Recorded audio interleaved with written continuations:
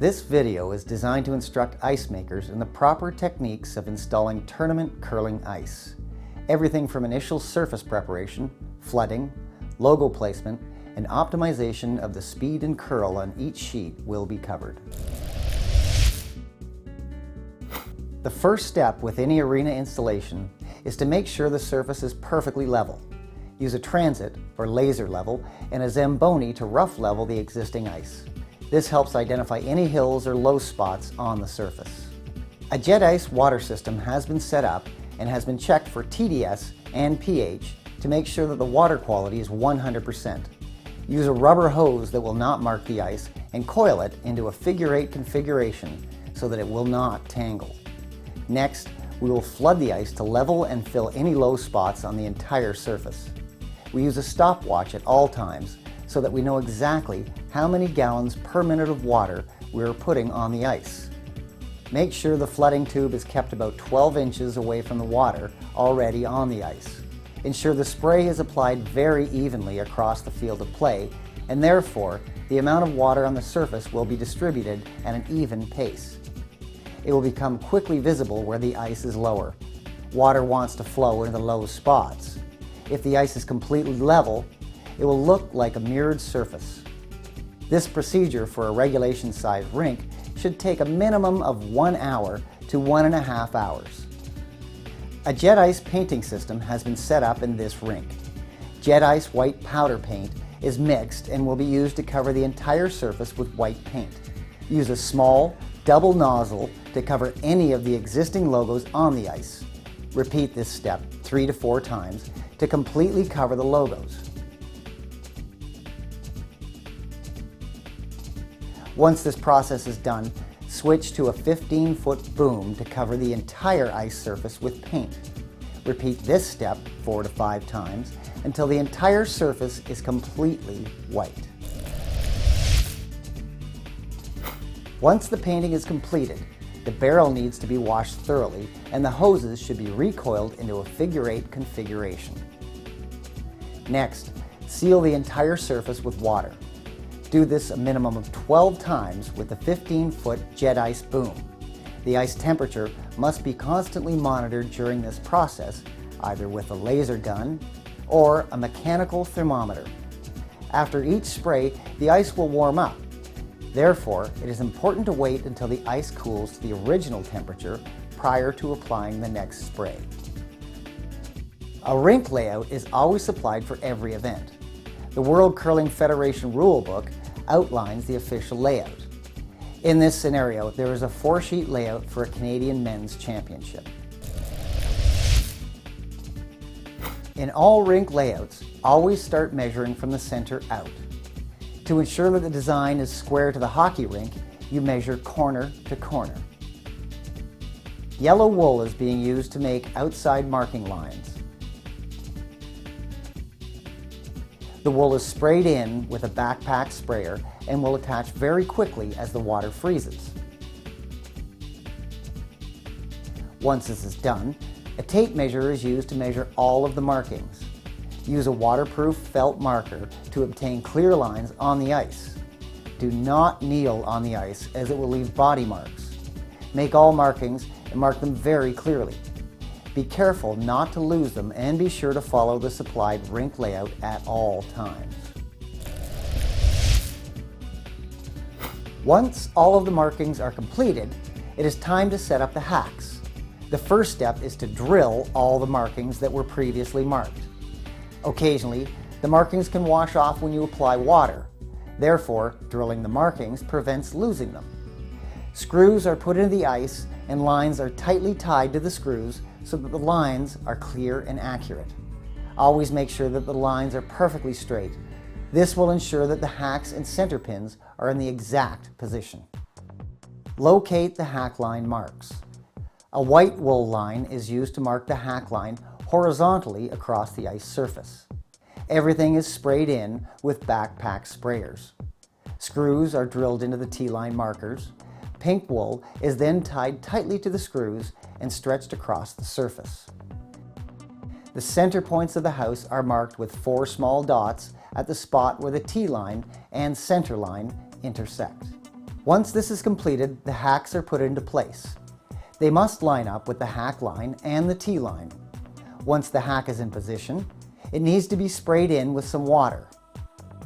The wool guiding lines can now be removed and center points need to be drilled. A pin is inserted into the hole and will be used to cut the house circles in the future.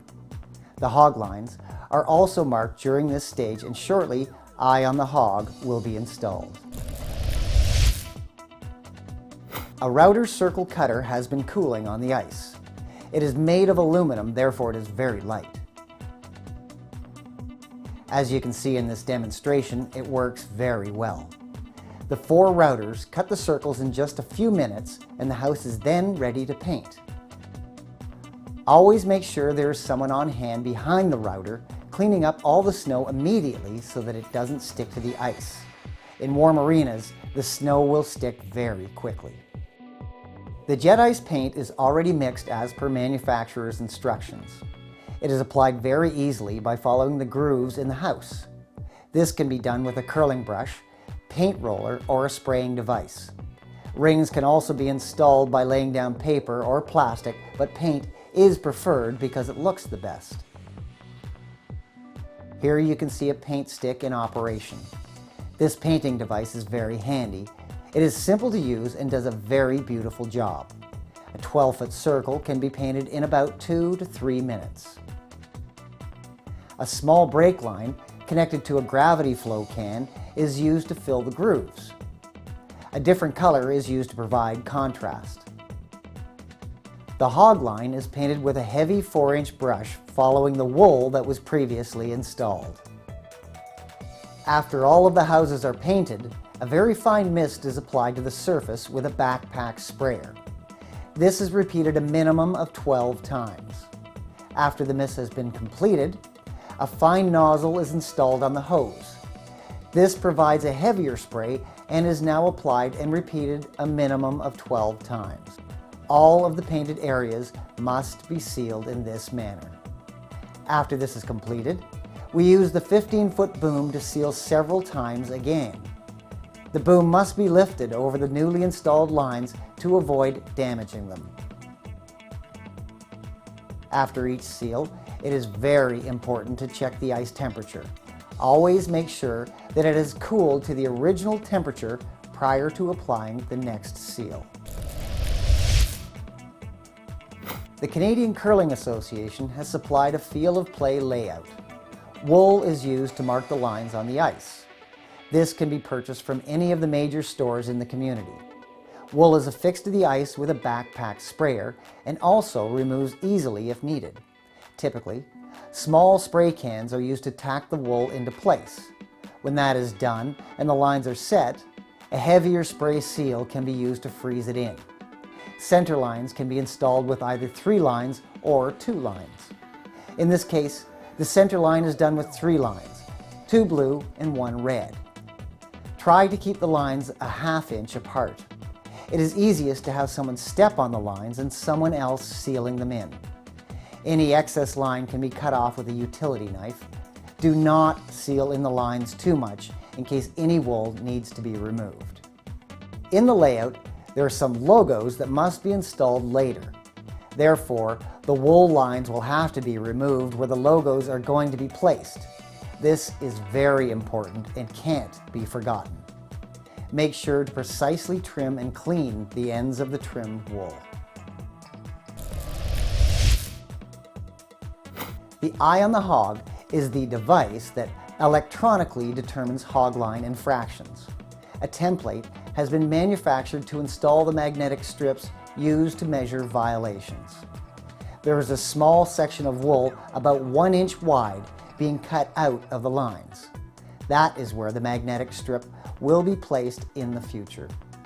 The strip is 5 feet wide and is laid down against the template so that it is exactly 1/2 of the width of a rock in front of the hog line. This is the center bolt of the rock. At this point, the magnetic strip is laid down and sealed in. After all the lines and magnetic strips have been installed, use the 15-foot boom to seal several times again. It is very important to seal, seal, seal. Center logos have been laid flat on a table to settle. Previously, a small pin was placed in the center hole to aid in the circle routing. Now that pin is removed to prepare for center logo installation. A lot of water needs to be applied with this type of logo before it is laid down. Somebody must watch from the side to make sure that the logo is square. Once it has been applied, it must be rolled to make sure that no air is trapped underneath. After rolling is complete and all air is removed from under the logo, a flooding pin is installed back into the hole. This pin is taller to allow for flooding. 3 by 3 inch square foam is laid as an outline for all of the tournament sheets. This is one of the best products to use for borders and is very easy to work with. It is light, the rocks bump off it well, and is simple to remove after an event. This foam is not recommended as a year-round application in a curling club, but for a special event, it is by far the easiest way to install borders. To install, run some water along the edges and the foam will stick to the ice. At this point, only install the perimeter foam all the way around the 4 sheets of ice. A heavier spray nozzle is now used to seal the entire surface. This nozzle puts out a lot of water and it is almost like a mini flood. This is done 3 to 4 times and it will leave a very nice smooth surface. The perimeter foam is now complete and heavy seals have been applied to the entire surface. Wool is now pulled between each sheet to align all of the remaining divider foam. This acts as a guide to follow between each sheet. All the remaining foam is laid out and is being placed on the wool guidelines. Soon, there will be a total rink layout with all of the individual sheets. The foam is frozen in place very quickly with a small amount of water from a backpack sprayer. Once all the foam has been placed and frozen in, a knife is used to cut any excess for things such as walkways. Once the foam is installed, the 15-foot boom is used to slowly flood the ice again. This will seal in all lines, foam, and paint. The ice installation with all of the lines and all of the foam is now complete. Continue sealing with the boom until all the remaining wool is below the ice surface. After completing the sealing, it is time to install rock boxes. A small stencil is used with a screwdriver to mark the lines. Red and yellow wool is pulled along the marked lines.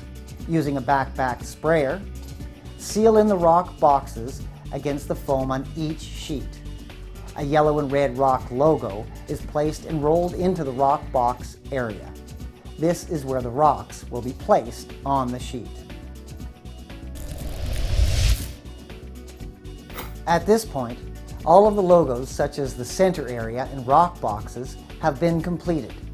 It is now time to install large logos. The logos need to be laid out flat so they will stretch out and will lay smoothly on the ice. In the meantime, corrugated plastic stencils are set out to help position where the logos will be placed. Using a screwdriver, scribe the ice along the edge of the stencil. The scribed stencil lines provide a clear location for logo positioning. Once this is completed, the logos are put in place.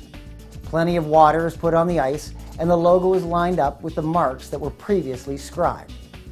Once placed firmly and squarely, someone rolls the logos down and pulls all of the water away so there is no air trapped. This is very important. Trapped air will cause white spots under the logo. When applying large logos, such as one about 12 feet wide, it must be measured and marked at the center so it can be installed properly. Begin by watering and rolling the center of the logo down first to ensure that it is square towards the sheet. Once this has been completed, roll the rest of the logo down from the center out until each side is flat on the ice. Be sure to thoroughly apply water as each side is laid down. This will allow the logo to go down very easily. Continuously rolling from the center out and pulling water away will make the logo go down nice and flat without any problems and no air trapped. A complete installation should look like this. All of the logos are square and in place. Once installed, a fine mist is used to seal in all the logos. This is done several times with a single nozzle fine mist. The next step is to use a shower head nozzle like this one and put on a heavy splash flood. Spray back and forth on each individual sheet until all logos blend in with the ice. This is done 3 to 4 times to get a good cover on each sheet. Once the splash flood is complete, it is time to start putting actual hose floods on the ice.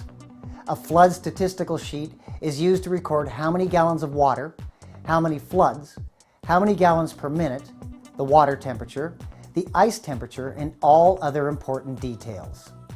Use an open hose flood with a flooding tube that has a nice bend on the end. This ensures a nice even water flow along the ice surface without leaving bubbles or air coming out of the hose. Flooding is done evenly at the same speed across each sheet with a nice wave of water flowing forward. The wave flowing through the house can be seen here. A minimum of 100 gallons per sheet will be applied to get a nice even flood. The pressure coming out of this hose will move the water forward by quite a good speed. The water pressure should be approximately 10 gallons per minute. Always check the temperature, speed, and time for each sheet. Check the flood speed at the halfway mark to maintain a consistent flow throughout the process. Flooding will be done on each sheet several times until the ice is completely flat. Continue to time each open hose flood to determine how many gallons of water are used. When the flood is completed, it should look like a perfect mirror. It is now time for the initial ice preparation. Here are some of the tools of the trade that are needed to condition the ice. Pebble heads, pH testers, water temperature testers, different pebbling cans, a hot water tank, and a jet ice system with deionized water. This is hooked directly to the hot water tank so that a hot and cold water mix can be used. Use an ice scraper and a whiteboard to record and control what is scraped at all times. The scraper must be checked thoroughly before it is ready for pebbling and scraping. Use a gravity pebbling can with straight cold water to apply the first pebble. This should be a double pebble. Once the second pebble is finished, bring out a new scraper blade that has not been used and make sure it is perfectly straight. If this is not the case, some alterations will need to be done on the blade with a small honing stone. There is a puller on top of the blade that needs to be adjusted sometimes to get the scraper blade perfectly straight. One person is monitoring the front and one person is driving at all times. This allows for a perfect view of what is happening with the snow in front of the blade. Sometimes, adjustments will have to be made on the fly to maintain an even scrape. Always watch the ice to ensure that the pebble is cut perfectly straight. Continue pebbling and then scraping again to get the ice flat. This will take out any uneven spots on the ice surface. Keep the ice clean at all times with mops and brooms before someone reapplies the pebble and scrapes again. This is usually repeated about 12 to 15 times before the ice surface is completely level. During this process, check the overlap of each scrape. One side of the blade has more snow than the other side because on each pass, some of the blade overlaps the last scrape. Continue pebbling and scraping until the sheet is perfectly level from one side to the other. Clear the snow from in front of the scraper regularly during each pass. Pebbling up the outsides of the sheet will help make it level so that the ice curls outside in, the same as inside out. This is a very important task in the preparation of tournament ice. The ice must curl the same, whether that is inside out or outside in. The ice should now be perfectly level and ready for the final steps of game preparation. Apply a double pebble to each sheet. With jet ice water, the pebble stands up nice and high. Now, scrape this pebble off to make certain the ice is still level. Always remember to change the scraping patterns and keep track of the patterns on a whiteboard on top of the scraper. Now a second pebble is applied that is larger in size. Use the scraper to nip the pebble. This is done very gently and should leave very little snow in front of the blade. Only cut off the heads of the pebble, and this will make the ice surface fast and help it curl right from the start. After each pass, collect the snow, put it into a dustpan, and melt the snow in a microwave. Then, measure the amount of water to determine that the right amount of snow has been taken off to achieve perfect ice conditions. The ice preparation is now complete. Now the task is to make sure that the ice-making machinery and the ice temperatures are staying consistent. Check the compressor room to make sure that all of the compressors are in proper working order. Check to verify that the high pressure temperature and the suction pressure temperature are in the right range and that the chiller is putting out the right brine temperature. All of these things are monitored 24/7. A computer system is set up and relied on during the events. This system will monitor ice temperature, air temperature, brine temperature, humidity levels, and all other critical stats. These temperatures are being monitored by the wireless ice monitoring system called Eye on the Ice. This system also is configured to facilitate access to the ice conditions from anywhere, anytime, on cell phones or on any computer.